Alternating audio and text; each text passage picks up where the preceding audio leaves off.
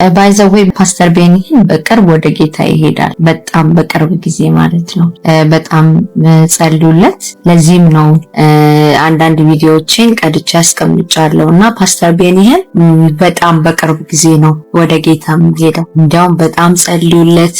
ጌታ እኛ ምድር እንዲያውም በደንብ ሳይረግጥ ጌታ እንዳይወስደው ማለት ነው። ስለዚህ በደንብ ጸልዩ ፓስተር ቤኒን። ኢቨን ሚስቱና እሱ በተከታታይ በጣም በቀረቡ ሲዝኖች ውስጥ ነው ወደ ጌታ የሚሄዱት። ይሄንን ጌታ ሳይቶኛል። ስለዚህ በጣም ጸልዩ። እኛ ምድር ላይ እንዲያውም ጉብኝቱን በጣም ቀኑን አዘግይተውታል። ስለዚህ እግዚአብሔር በጣም በቅርብ ጊዜ በጣም በሚቆጠሩ ጊዜያቶች ነው ጌታ ሊሰበስበው ያሰበው። እኔ ያየሁት ራእይ ለዛ ነው።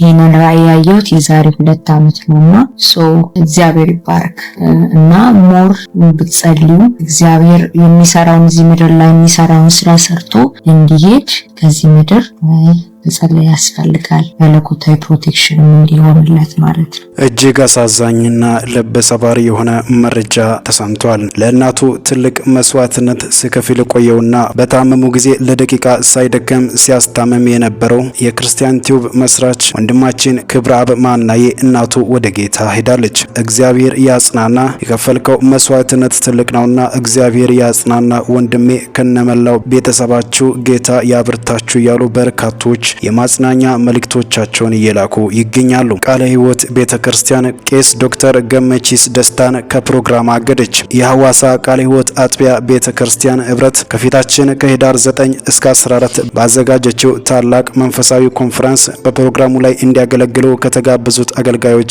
መካከል ዘማሪና መጋቢ ታምራት ኃይሌ፣ ዘማሪና መጋቢ ተስፋዬ ጋብሶ፣ ቄስ ዶክተር ገመቺስ ደስታ ወይም ቡቡ የነበሩ ሲሆን ከነዚህ መካከል ቄስ ዶክተር ገመቺስ ደስታ በቃለ ሕይወት አብያተ ክርስቲያናት ህብረት እንዲያገለግል መጋበዝ የለበትም በሚል በአንዳንዶች የተነሳውን ተቃውሞ ሰምታ በኮንፈረንሱ በዕለቱ ያገለግላሉ ብላ ካለቻቸው መካከል ቄስ ዶክተር ገመቺስ ደስታን እንዳያገለግሉ መሰረዟን ረምት ማድረጓንም አስታውቃለች። በዚህ ዙሪያ ለምንና እንዴት ይህ ሊደረግ እንደቻለ የሐዋሳ ቃለ ሕይወት ቤተክርስቲያን ያዘጋጀችውን ኮንፈረንስ አዘጋጆችና ኃላፊዎች ለመጠየቅ ያደረግነው ሙከራ ግን አልተሳካም። በጉዳዩ ላይ ዝርዝር ምላሽ ስናገኝ ይዘን የምንመጣ ይሆናል። ወገኖች ንስሐ መግባት በሚያስፈልገን ወቅት ንስሐ መግባት ብቻ ነው።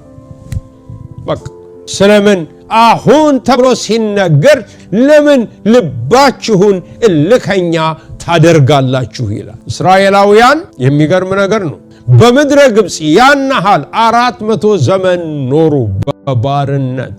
ስንት 10 ትውልድ። እንዴት ረጅም ዓመት ነው። ቀጠቀጧቸው። እስከ ዛሬ ድረስ የሚታየውን የሚጎበኘውን ፒራሚድ አሰሯቸው። የነርሱ እነሆ አጥንት የሚያርፍበትን የመቃብር ቦታ ሰሪዎች አደረጓቸው፣ አንገላቷቸው። 1 ትውልድ፣ 2 ትውልድ፣ 3 እግዚአብሔር በቃ ረስቶናል ይሉ ነበር። ለአብርሃም፣ ለይስሐቅ፣ ለያዕቆብ የገባው ቃል ኪዳን የታለ? የፈርዖንም ቀንበር ታላቅ ነበረ።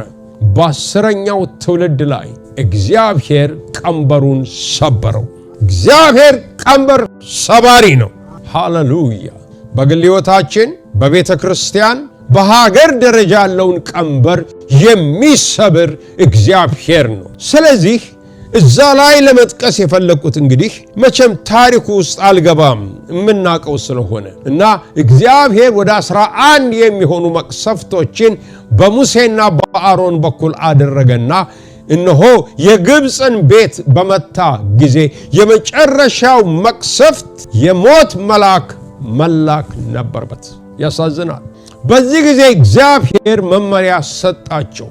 በቤታችሁን ከኋላችሁ ገብታችሁ ዝጉ፣ 1 ጠቦት ታርዳላችሁ፣ ስጋውንም ትበላላችሁ፣ ደሙንም በመቃኑ ላይ ትቀባላችሁ። በዛ ጊዜ ደሙን ባየው ጊዜ አልፋለሁ፣ ወደ እናንተ አይገባም። በጌታ በኢየሱስ ስም አሁንም በመስቀል ላይ የፈሰሰውን የኢየሱስ ክርስቶስን ደም በኢትዮጵያ ላይ እንረጫለን። በተራሮቿ ላይ፣ በሸለቆቿ ላይ፣ በገጠር ላይ በከተማ ላይ በስፍራ ሁሉ ላይ የኢየሱስ ክርስቶስ ደም የተረጨ ይሁን። ደሙን ባየው ጊዜ አልፋለሁ፣ ምንም የሚሆን ነገር የለም ብሎ ተናገራቸው። ዛሬም ወገኖቼ ይሄው ነው። እግዚአብሔር አምላካችን ከአቤል ደም ይልቅ የሚሻለውን ወደሚናገር ወደ ኢየሱስ ክርስቶስ ወደ ደም መርጨት ደርሳችኋል አይልም የእግዚአብሔር ቃል? አይልም። ስለዚህ ወገኖቼ አሁን እነዚህ ሰዎች በዛ ሆነው የሞት መልአክ በመጣ ጊዜ አለፋቸው፣ ሊነካቸው አልቻለም። የእግዚአብሔር ጥበቃ ከነርሱ ጋር ነበረ። ለምን? ቃል ኪዳን። ቁልፉ ምንድነው? ቃል ኪዳን። በጌታችን በኢየሱስ ክርስቶስ እኛ የማይታጠፍና ዘላለማዊ የሆነ ቃል ኪዳን አለን። አያችሁ፣ የእስራኤል ልጆች ይሉ ነበር ለአባታችን ለአብርሃም፣ ለይስሐቅ፣ ለያዕቆብ የገባውን ቃል ኪዳን እንዴት ትረሳለህ ይሉ ነበር። እኛ ደግሞ በተሻለ ኪዳን ውስጥ አለን። ያውም ያ ኪዳን የታተመው ወገኖች ሆይ በግርዛት አይደለም፣ በእንስሳት ደም አይደለም፣ በከበረው በጌታችን በኢየሱስ ክርስቶስ ደም ነው። ስለዚህ ጥበቃው ወገኖች ሆይ በላያቸው ላይ ነበረ። በኋላ ይሄንን ክፍል በሌላ ጉዳይ እመጣበታለሁ። እንቀጥላለን ወገኖች ሆይ። አራተኛውን በምንመለከትበት ጊዜ ለኢየሩሳሌም እግዚአብሔር የገባው ቃል ኪዳን ነው። ይሄ ደግሞ ጨርሶ ወገኖች ሆይ የሚያጽናናንና በጣም ልባችንን የሚጠብቅ ነው ብዬ አምናለሁ። ዘካርያስ ምዕራፍ 2 ላይ በምንመለከትበት ጊዜ ከቁጥር 4 እስከ 3 ያለውን ብቻ ላንብበው። ምን ይላል? ከላይ በሚናገርበት ጊዜ ቁጥር 3 ላይ እነሆም ከኔ ጋር ይነጋገር የነበረው መልአክ ወጣ፣ ሌላ መልአክ ሊገናኘው ወጣ፣ እንዲህም አለው፣ ሩጥ፣ ይህንንም ጎልማሳ እንዲህ በለው፣ ኢየሩሳሌም በውስጧ ካሉ ሰዎችና እንስሶች ብዛት የተነሳ ቅጥር እንደሌላቸው መንደሮች ሆና ትኖራለች። እኔ በዙሪያዋ የእሳት ቅጥር እሆንላታለሁ፣ በውስጧም ክብርን እሆናለሁ ይላል እግዚአብሔር። እንስሶቹ ብዛት፣ የሰው ብዛት ቅጥር በሌለበት ሁኔታ ነው። ነገር ግን እኔ እግዚአብሔር የእሳት ቅጥር እሆናለሁ አለ። የእግዚአብሔርን እሳት አልፎ ሊገባ የሚችል ምንም አይነት ፍላጻ የለም። ሃሌሉያ! ምንም አይነት ፍላጻ የለም። ክብር ለስሙ ይሁንለት። ስለዚህ ወገኖች ሆይ እግዚአብሔር ይህንን ተስፋ ሰጠ። ዛሬ ይህንን ተስፋ ለምድራችን ለኢትዮጵያ ይሁንልን። አሜን ወገኖች ሆይ ይሁንልን። ቅጥር እንደሌለው ሆኗል። ከሰው ብዛት የተነሳ ቅጥር የሌለው ሆኗል። በመካከሏም ደግሞ ክብር እሆናታለሁ። እግዚአብሔር የተባረከ ይሁን። ሌላ ምን እንፈልጋለን? የእግዚአብሔር ክብር ከመጣልን ሌላ ምንም እንሻው ነገር አለ? የእግዚአብሔር ክብር ከመጣልን። ሃሌሉያ! ሌላው ወገኖች ሆይ በጣም የሚገርመው በመኃልየ ዘሰሎሞን ምዕራፍ 2 ቁጥር 14 ላይ ያለው ቃል። ይሄ በመኃልየ ዘሰሎሞን ምዕራፍ 2 ቁጥር 14 ላይ ያለው ቃል የሚሰጠን አስገራሚ የሆነ ነገር አለ። ምን ይላል?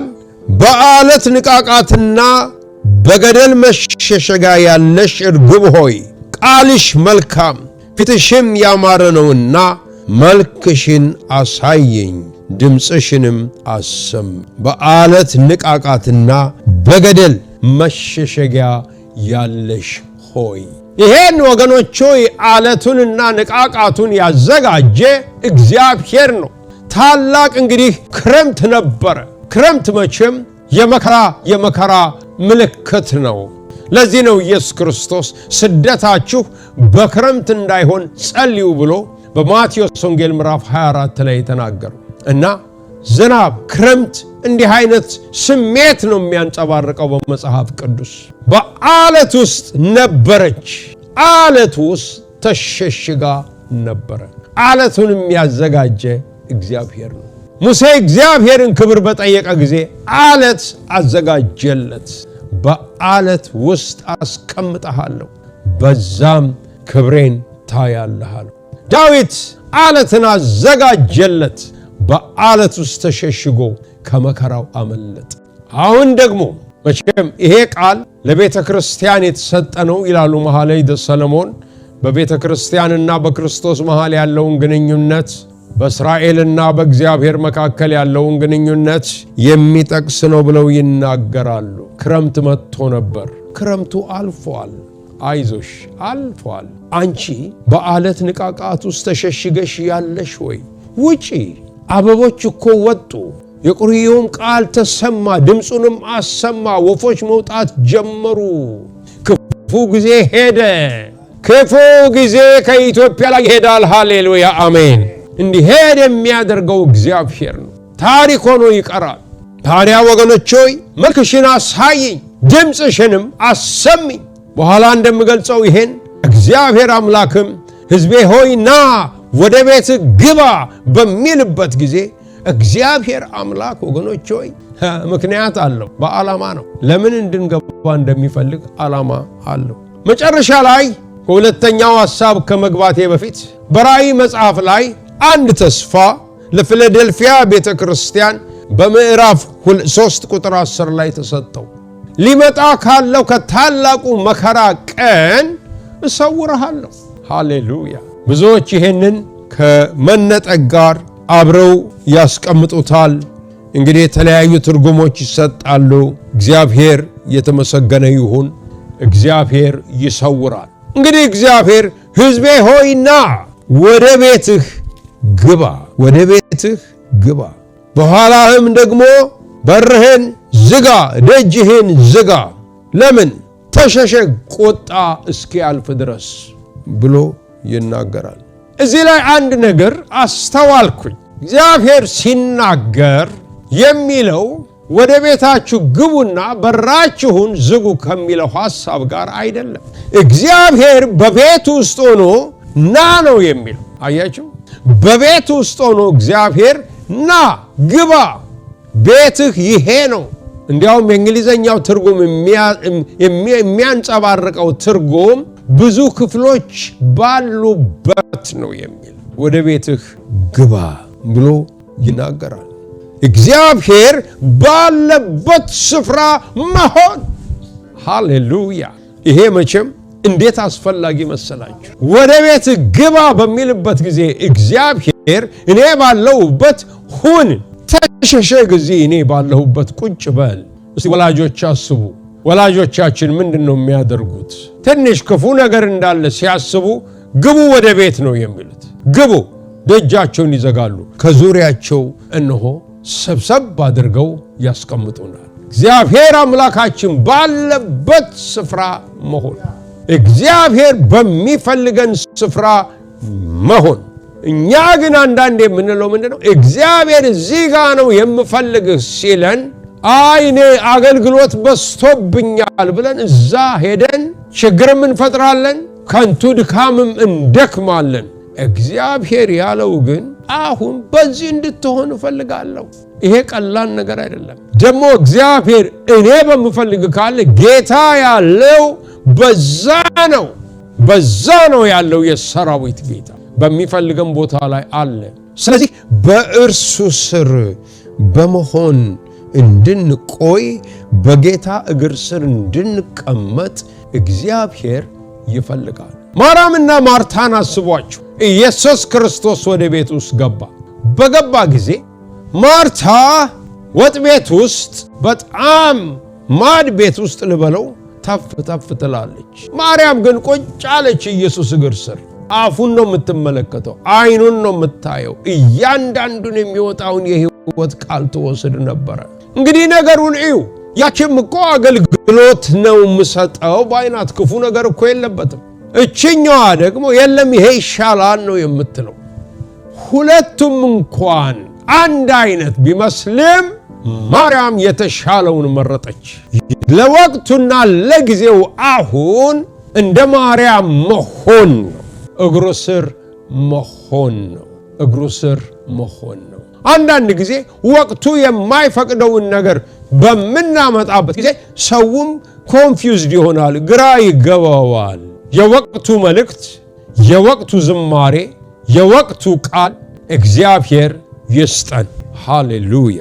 አገልጋዮች እግዚአብሔር ይሄንን ያደርግልን። ሁለተኛ ምክንያቱ እደጁን በሩን ከኋላ ዝጋ የሚለው ሐሳብ የሚያስተላልፍልን አንድ ነገር ነው፣ ለመጸለይ ነው። በቃ ኢየሱስ ክርስቶስ በአዲስ ኪዳን በተራራው ስብከት እንዳለው አንተ ግን እደጅህን ዘግተህ ለሚሰማ አምላክህ ብቻ ጸሎትን አቅርብ።